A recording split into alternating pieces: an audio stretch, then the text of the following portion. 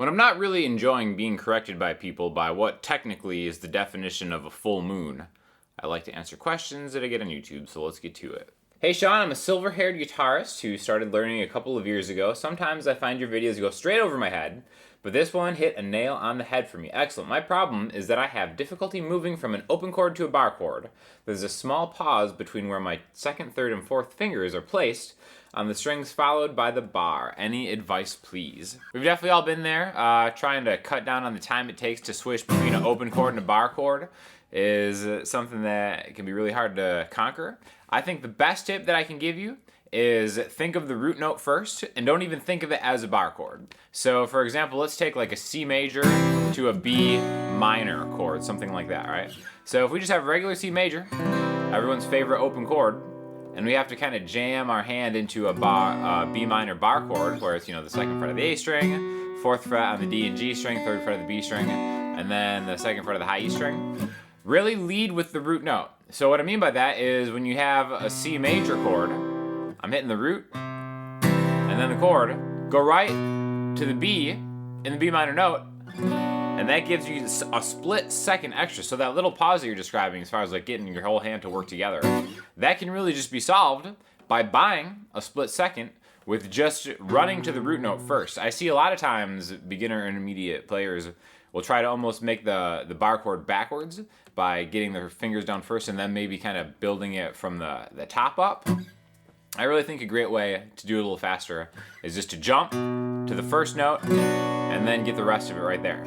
The next thing is, don't play it as a bar chord. We don't need bar chords, honestly. Like, if we just play the middle four strings of this B minor chord, then it's the bar chord position, but you don't have to actually have your whole finger barring it to get that high E string. If you omit the high E string, that sounds pretty close, right?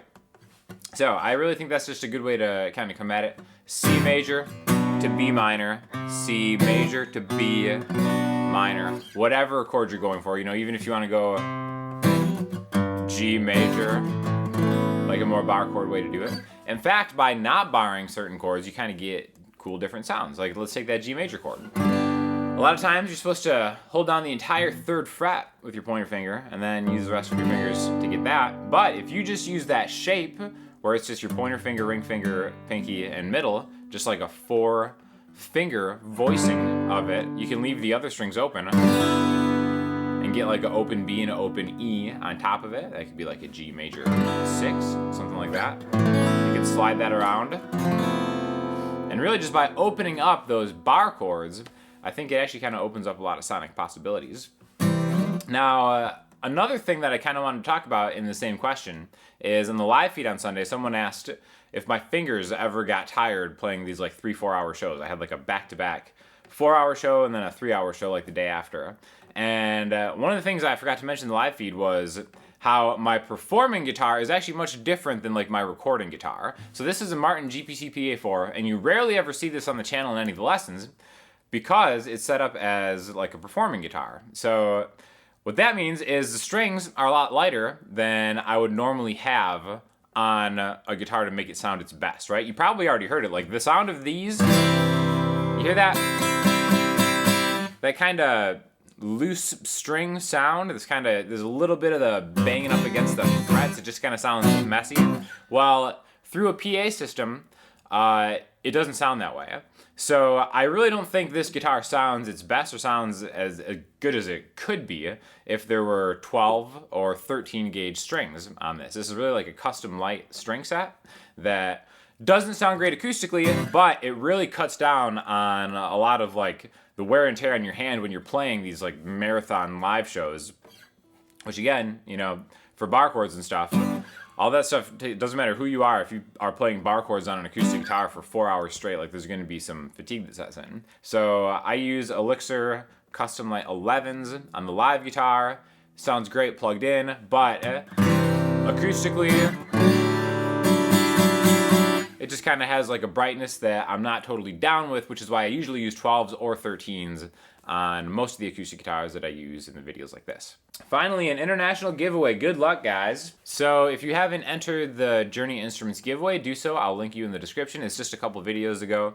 It's the the thumbnail with the giant red arrow and Kindred looking hot in it. But the cool thing about Journey Instruments is they're willing to ship it internationally. And there are some zones where I think is out of their shipping thing, but they said that they would cut like a deal to work with you to like pay shipping. So definitely, I think it's the first international contest I've done on this channel. So go check that out because it's a cool guitar, and there'll probably be another video with that coming very soon. So that is going to be open till the end of October. So make sure you check that video out and sign up. Let's ride, baby! King emoji, fairy princess emoji, wizard emoji, horse emoji. So this was on the first Emeryld Ryders track that dropped last week. Hopefully you didn't miss it because it's my man Pasha throwing down some nasty violin. It's Justin doing what only Justin can do, creating a sound bed of ambiance with his pedals, and then just a cool dad-gad guitar riff. So it's actually meant for one of the interludes between the Emeryld Ryders tracks, which is my Celtic band that exists inside all of your hearts, and that is going to be coming out soon. So we've got more Emeryld Ryders content on the way, but in the meantime, make sure you check out that song. Let me know what you think because we're really happy how it turned out, and there's more to come soon. Man, you clearly know music theory, and that's what you should be teaching, not how to play guitar. No rhythm, no dynamics, no nuance, no soul, just rigid, harsh pounding. And if you cared about new players, you wouldn't be leading them down the wrong path. You need to improve your skills before you get on here thinking you should be teaching. I kind of like the irony of someone using the phrase rigid, harsh pounding to describe my guitar playing. Like the day after I released a video about how to sensually, seductively play guitar. But you know what, that's just how it works in the salty community. Why does a minor 7 have a flat 7 while a major 7 doesn't? And in a separate video, they said an E7 would have a flat 7. Wouldn't an E7 be a major 7? If so, why does a flat 7 instead of just a 7? Is an E7 the same as E major 7? So this question has caused a lot of confusion over the years, and I totally understand why. And I think a lot of the reason for that is that the shorthand for like D dominant 7 is D7. Almost like we just assume a 7 means dominant, which I think is totally wrong, because in any key, there are 3 major chords. 2 of them are major 7 chords, and 1 of them is a dominant 7 chord with a flat 7. I don't really understand why. I feel like dropping the word dominant and just having it be D7 makes it seem like that chord is more important, or that that's like the right chord. But basically, just remember that E7 or D7 is shorthand for E dominant 7. And that's the chord with the flat 7. And the reason that that specific chord has a flat 7 in it is because it falls on the 5th degree of whatever key you're in. So let's say we're in the key of A major, right? So we have, these are the notes in A major: A, B, C sharp, D, E, F sharp, G sharp, A, right? So the first chord is A major. Now if we take the 7th note in the A major chord, that G sharp, and add it to it, we get an A major 7. In reality, I feel like that should be what an A7 is, but no, that's an A major 7, right? Now on the 5th degree, A, B, C, sharp, D, E, there's where that E7 is. Now if we take the 7th note from that scale, starting on E, we end up with a flat 7, and that makes it a dominant 7. And first of all, just the word dominant kind of gives it a certain amount of importance, which is kind of true because that sound dominates the key that we're in, that makes us want to go home, right? So that's the only major chord in a key that has a flat 7, and that's what separates. Like if we were to put a major 7 on this chord, it would sound great because it's something that I do all the time anyways, but we're introducing a note that isn't in that key. So yeah, you're totally right. It does seem kind of confusing, but yeah, just remember E7 is shorthand for E dominant 7, and that means it has a flat 7. And the only reason it has a flat 7 is because that chord exists in a key in which it is not the root note of the parent key that you're in. So again, hopefully that's not too wordy of an explanation, but just remember that if you ever see a dominant 7 chord, most likely, unless you're playing the blues, that is not the home key that you're in. That's going to be the 5th chord of the key that you're in, and it's pointing you in a certain direction. So hopefully that cleared that up.